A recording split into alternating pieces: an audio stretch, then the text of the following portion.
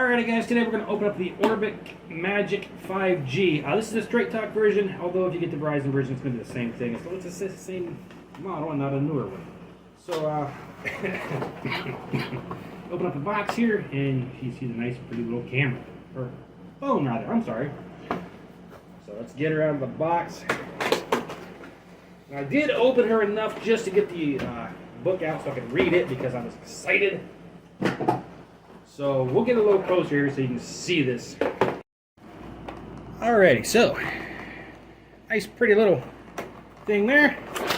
And of course we'll open her up and of course there's stuff here that says numbers or whatnot.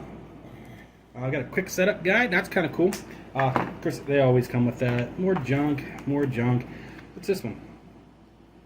Place this Wi-Fi, yeah, blah blah whatever. Okay, so you got a wall charger that you always get with every phone, or at least I've always gotten with every phone. And this, I kind of thought, yes, that is braided cord right there. That is nice bit. First time I've ever gotten one with a braided cord. So glad to see they're finally moving forward.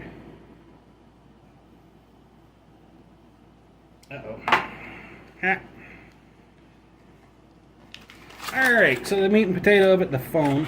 Let's get it out of the package here.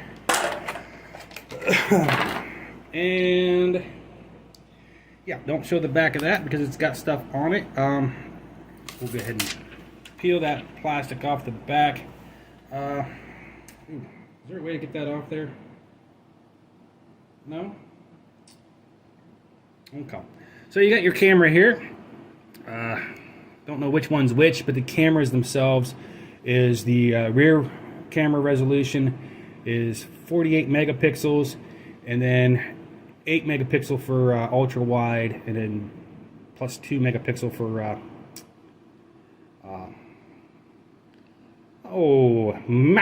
macro, whatever that one is. So, and of course you got your thumbnail or your fingerprint thing right there. So let's take the plastic off of here, off the front. Oh, isn't that so enjoyable? Oh, just so enjoyable. Let's turn her on here and see what we got. If she'll turn on. Might have to charge her first. Uh-oh.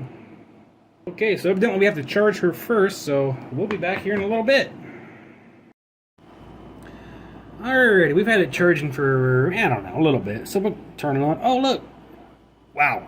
It was already on. I guess from this time I hit the, so you're going to start, pick United States. Oh, well, we don't want to show any of this, right?